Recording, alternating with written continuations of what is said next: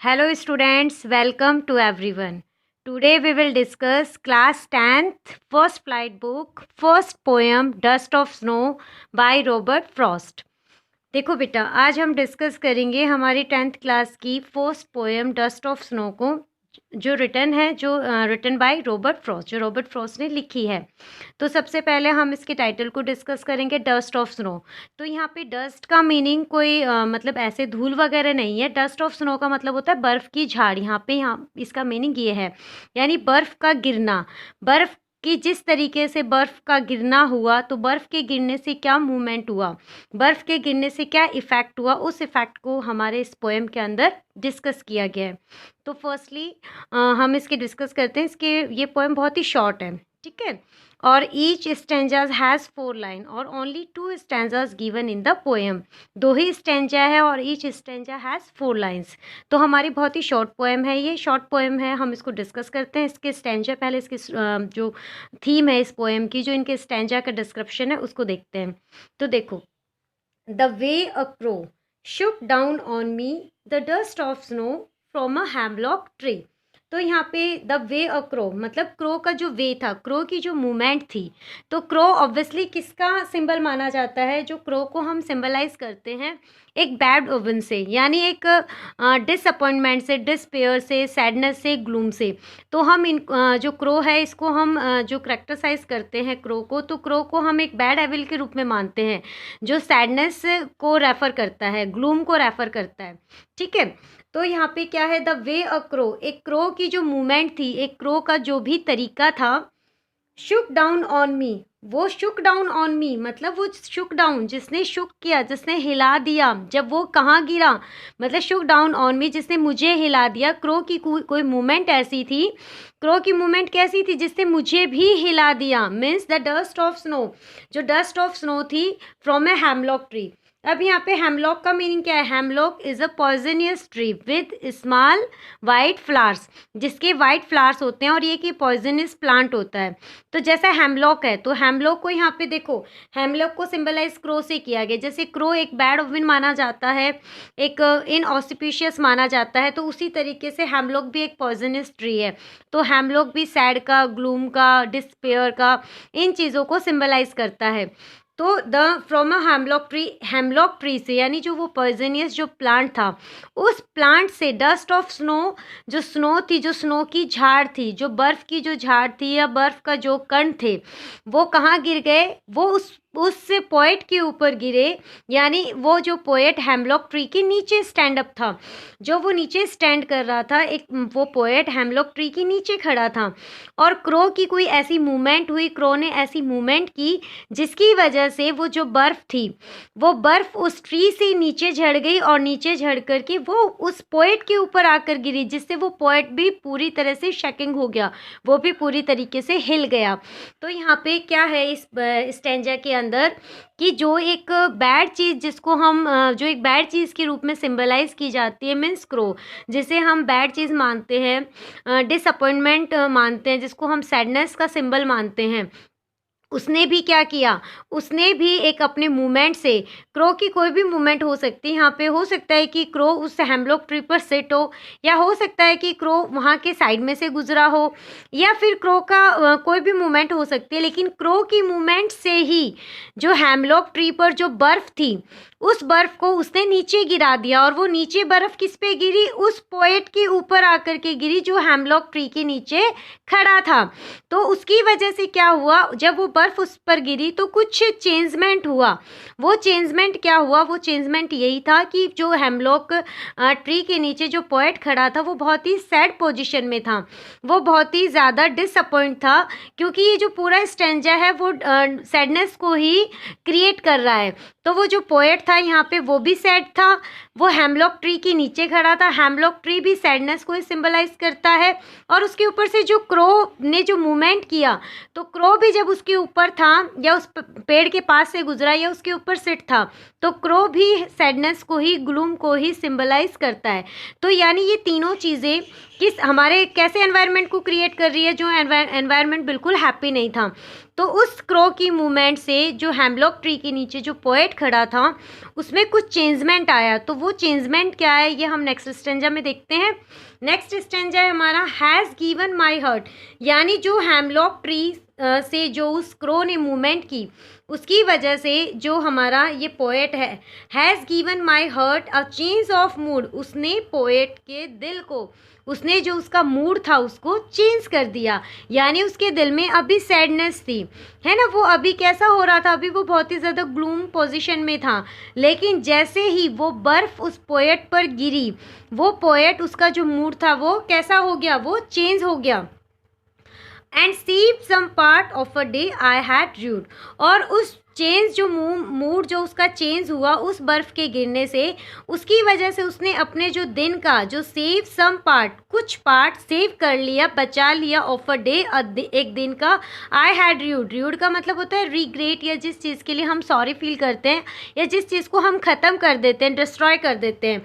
तो जो उसका दिन का कुछ ऐसा हिस्सा जो नष्ट होने वाला था या जो ख़त्म होने वाला था, यानी वो पूरा अपना दिन ग्लूम में ही निकाल देता, अपना पूरा जो डे था वो सैडनेस में ही निकाल देता।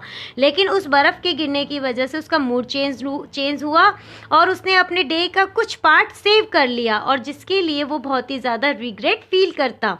तो यहाँ पे जो हमारा ये स्टेंजा है, सेकंड स्टेंजा, दोनों स्टेंजा से हमें यही मतलब जो इसके बारे में पोएम के बारे में पता चलता है वो यही पता चलता है कि कोई भी एक जो बैड चीज़ थी जिसको हम एक अच्छा नहीं मानते, इनऑस्पिशियस जिसको माना जाता है, लेकिन उसने भी एक सैड एनवायरनमेंट में आके ऐसा कुछ क्रिएट किया जिसकी वजह से वो सैड एनवायरनमेंट हैप्पी एनवायरनमेंट में कन्वर्ट हो गया। यानी वो जो पोएट अभी तक जो ग्लूम पोजीशन में था, जो सैड था, वो अब हैप्पी हो गया और अब उसका मूड काफ़ी अच्छा हो गया, जिसकी वजह से वो ये कह रहा है कि मैंने अपने दिन का जो कुछ पार्ट था वो सेव कर लिया, उसको ख़त्म होने से, उसको डिस्ट्रॉय होने से मैंने बचा लिया। तो देखो अब हमारी इस पोएम हमारी शॉर्ट थी, है ना, तो इसके हम कुछ लिटरेरी डिवाइसेस इसकी देखते हैं। मीनिंग्स तो देखो हमारे इसमें कम ही है। हेमलॉक एक पॉइजनियस प्लांट है, और जो हमारा र्यूड है वो रिग्रेट है, और बाकी हमारे जनरल मीनिंग है। तो देखो हम इसकी लिटरेरी डिवाइसेस, इसकी राइमिंग जो स्कीम है उसको डिस्कस करते हैं। तो राइमिंग स्कीम इसमें क्या है, फर्स्ट स्टेंजा में A B A B, A B कैसे है, देखो crow and snow are rhyming words, me and tree are also rhyming words. तो इसमें जो राइमिंग वर्ड्स कौन सी आ रही है, ए बी, क्योंकि हमारे जो सेम वर्ड्स होते हैं वही राइमिंग स्कीम में होते हैं। तो crow and snow and me and tree, ये राइमिंग वर्ड्स है। जो सेकंड हमारी इसमें लिटरेरी डिवाइसेस है वो है एंजॉयमेंट। देखो इसकी स्पेलिंग है ENJAMBMENT, एंजॉयमेंट जो हमारी डिवाइस है। एंजॉयमेंट डिवाइस क्या होती है, एंजॉयमेंट डिवाइस में क्या होता है कि हमारे कॉन्टिन्यू जो सेंटेंस है वो रिपीट होते रहते हैं। कॉन्टिन्यू, उनमें कोई पंचुएशन मार्क्स नहीं होते, कोई उनमें हमारा ये स्टॉपेज नहीं होता, वो कॉन्टिन्यू हमारे नेक्स्ट लाइन के अंदर भी चलते रहते हैं। तो देखो ये हमारे the way a crow Shuk down on me the dust of snow from a hemlock tree, यहाँ पे हमारा कोई पंचुएशन मार्क्स नहीं है। देखो ये हमारे कॉन्टिन्यू, हमारे 4 लाइन्स के अंदर ये हमारे वर्ड्स रिपीट हो रहे हैं। तो मतलब कॉन्टिन्यू 4 लाइन में हमारी लाइनें चलती जा रही हैं, कहीं कहीं स्टॉपेज नहीं है, यहाँ पे कहीं कुछ ऐसा नहीं है जिसकी वजह से हमें ये पता चले ये फिनिश हो चुका है ये सेंटेंस।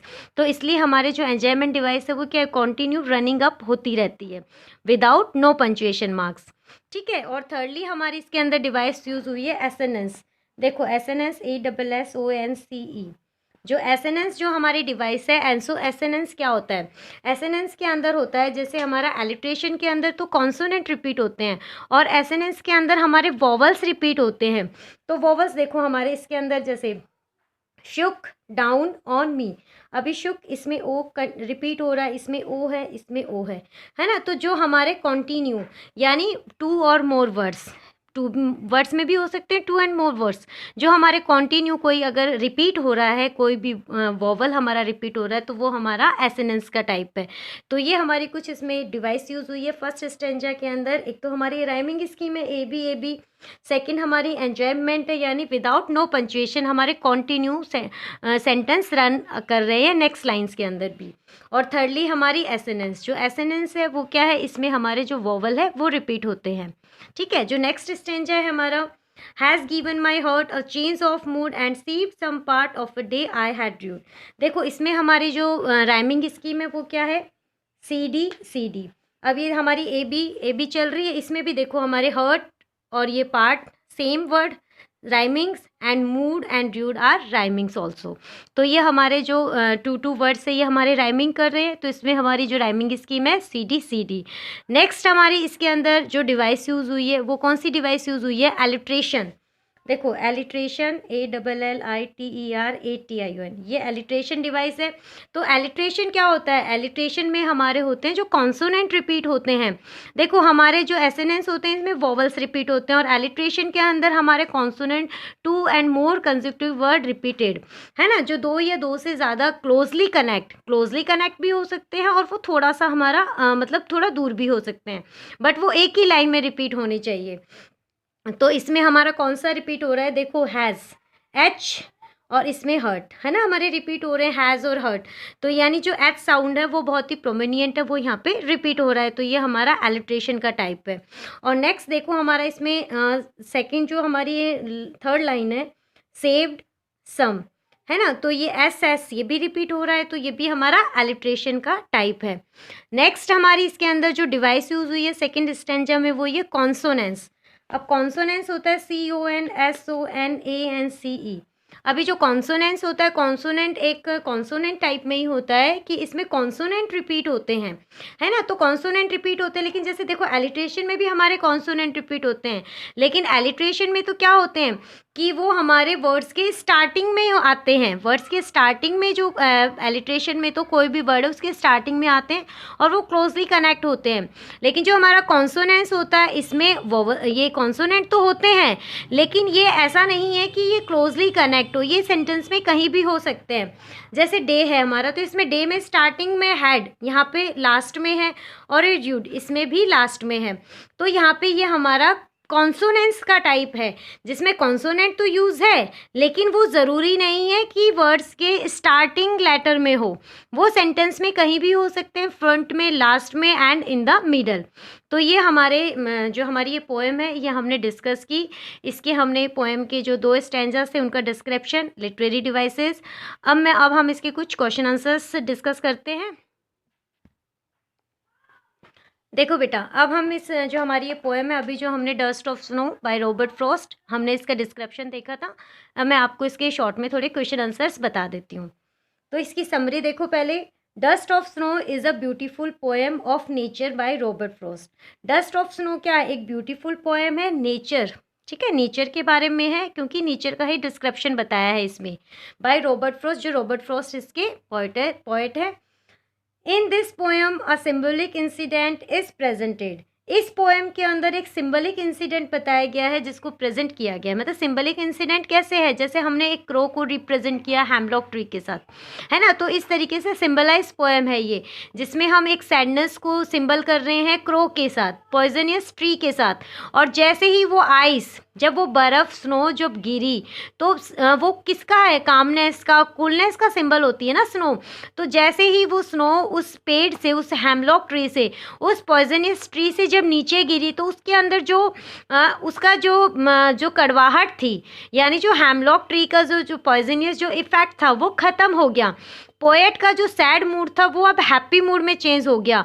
तो मीन्स वो सिंबलाइज किसको किया, उसने जो क्रो, पॉइजनियस ट्री ने क्रो को सिंबलाइज किया, मतलब बैड थिंग को, यानी पोएट के सैड मूड को। और जब वो स्नो, जब वहाँ से स्नो गिरी, बर्फ जो स्नो पोएट के ऊपर गिरी, तो उसकी वजह से उसका मूड चेंज हो गया, मतलब वो सैड मूड से अब हैप्पी मूड में चेंज हो गया। तो यानी स्नो को किसका सिंबल माना गया, हैप्पीनेस का, और जो वहाँ पे उसका सैड मूड था उसको किसका सिंबलाइज माना गया है, एक मतलब इनऑस्पिशियस सिंबलाइज किया गया है। तो ये पोएम हमारे सिंबलिक इंसिडेंट के रूप में प्रेजेंट की गई है। The poet is standing beneath a hemlock tree. जो पोएट है वो स्टैंडिंग है एक हैमलॉक ट्री के नीचे। He is in a sad mood, वो सैड मूड में है। He thinks that his day has been lost. और वो क्या सोचता है कि उसका दिन तो खत्म हो गया है, उसका दिन तो बर्बाद हो चुका है। Just then a crow shakes the hemlock और जब भी क्या होता है कि वो उसी टाइम पे, क्योंकि वो क्या है, वो बहुत ही सैड मूड के अंदर उस हेमलॉक ट्री के नीचे खड़ा है, लेकिन तभी वो क्या सोचता है, वो ये सब चीज़ें सोचता है, वहाँ पे खड़ा होता है, लेकिन उसी टाइम पर एक क्रो वहाँ से मूवमेंट करता है उस पेड़ के ऊपर से and shakes the hemlock tree, और हेमलॉक ट्री को हिलाता है and the dust of snow falls on him, और जो डस्ट ऑफ स्नो है यानी जो बर्फ़ की झाड़ है, बर्फ़ के जो भी पार्टिकल्स है वो उसके ऊपर, हिम पोएट के लिए आया है, वो उस पोएट पर गिर जाते हैं, जो पोएट उस हेमलॉक ट्री के नीचे खड़ा होता है। The little incident brings about a sudden change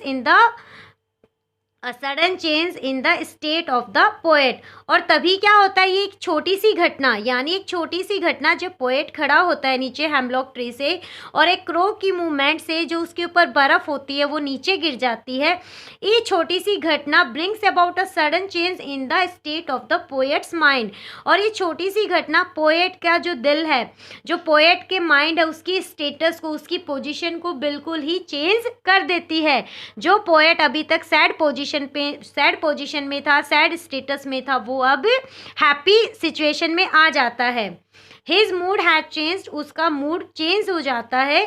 he thinks that it has saved the rest of his day, और वो ये सोचता है कि उसने अपना जो डे का जो भी रेस्ट पार्ट बचा था उसको सेव कर लिया है।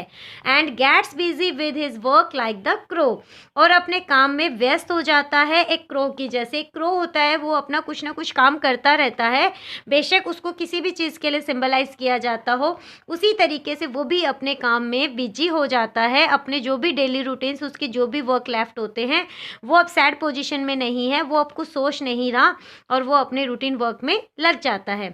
अब इसके कुछ क्वेश्चन आंसर से देखते हैं हम। Where was the poet and what happen to him, poet कहाँ पे था और उसके साथ क्या हुआ। The poet was under a hemlock tree, जो पोएट है वो कहाँ पे है, एक हेमलॉक ट्री के नीचे है। देयर वॉज स्नो एवरीवेयर, और वहाँ पे क्या है, स्नो है, हर जगह स्नो ही स्नो है। The tree was covered with snow, और जो ट्री है जहाँ पे वो हेमलॉक ट्री के नीचे जब वो पोएट खड़ा है तो वो ट्री पूरा बर्फ से ढका हुआ है। Suddenly a crow shook the tree, और अचानक से एक क्रो वहाँ पर आया, क्रो ने मूवमेंट किया जिसकी वजह से वो जो ट्री था वो हिला। The dust of snow fell on the poet, और जो डस्ट ऑफ स्नो थी वो उस पोएट के ऊपर गिरी। इट चेंज हिज मूड, और इसने इसके मूड को, पोएट के मूड को चेंज कर दिया। नेक्स्ट क्वेश्चन है हमारा, how was the poets mood. अब यहाँ पे ये कि पोएट का मूड कैसा था। The poet was in a bad mood, poet was in a sad mood, poet का मूड बहुत ही बुरा था, बहुत ही उदास था। He considered that his day was ruined, और उसने ये कंसिडर कर लिया था, उसने ये मान लिया था कि मेरा दिन तो बर्बाद हो गया है, मेरा दिन तो ख़त्म हो गया है।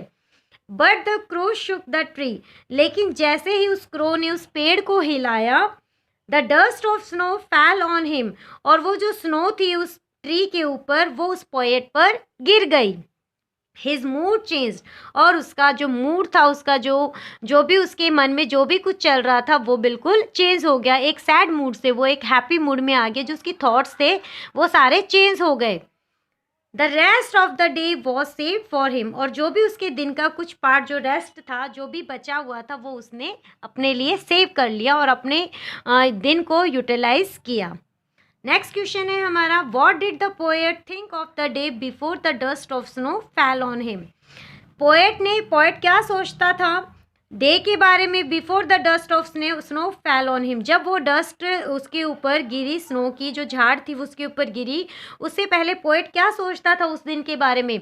देखो उससे पहले तो क्या था कि पोएट बहुत ही सैड पोजीशन पे था, ठीक है, वो बहुत ही ज़्यादा मतलब बैड मूड में था। तो उसके मन में क्या था कि मेरा तो आज का दिन ख़राब हो गया, क्योंकि हमारे साथ कुछ भी बुरा हो जाता है तो हम बहुत ही ज़्यादा सैड हो जाते हैं, किसी भी चीज़ में हमारा मन नहीं लगता। तो उसके साथ भी ऐसी सिचुएशन थी कि वो उस दिन बहुत ज़्यादा सैड था, और तभी आकर के वो हेमलॉक ट्री के नीचे खड़ा होता है, ठीक है। तो वो कैसी पोजीशन थी उसकी, बहुत ज़्यादा सैड थी। Before the dust of snow the poet thought that his day was ruined, उस डस्ट ऑफ स्नो के गिरने से पहले पोएट ने सोचा कि उसका दिन तो पूरी तरीके से ख़त्म हो गया, बर्बाद हो गया, लॉस्ट हो गया। He was in a bad mood, और वो बहुत ही बैड मूड में था। But then the dust of snow fell on him, लेकिन जब डस्ट ऑफ स्नो उसके ऊपर गिरी, it signal something good and joyful. तो ये उसके लिए किसका सिग्नल थी, किसका सिंबल थी, कुछ अच्छा, कुछ हैप्पी, कुछ ऐसी जॉयफुल यानी हैप्पी फ्रूटफुल जो चीज़ें थी उसके लिए। जैसे ही वो बर्फ़ उसके ऊपर गिरी, क्योंकि वो कैसा था, वो बहुत ही सैड मूड में था, बहुत ही ज़्यादा डिसअपॉइंट था, ठीक है, वो बहुत ही ज़्यादा डिस्पेयर, ग्लूम, इस तरीके की पोजीशन में था। लेकिन जैसे ही वो बर्फ़ उसके ऊपर गिरी, वो बहुत ही ज़्यादा हैप्पी हो गया। उसने उसके कुछ चेंज किया उसके माइंड में सडनली, जैसे ही बर्फ़ गिरी वैसे ही वो उसका माइंड अच्छा हो गया, चेंज हो गया, और वो उसके लिए कुछ अच्छा भी था और जॉयफुल था, फ्रूटफुल था, हैप्पीफुल था। हिज मूड चेंज्ड, और उसका मूड पूरी तरीके से चेंज हो गया। तो देखो बेटा, हमारे यहाँ पे ये पोएम ख़त्म होती है। बहुत ही शॉर्ट पोएम है, इजी पोएम है। I hope you will be understood. Thank you.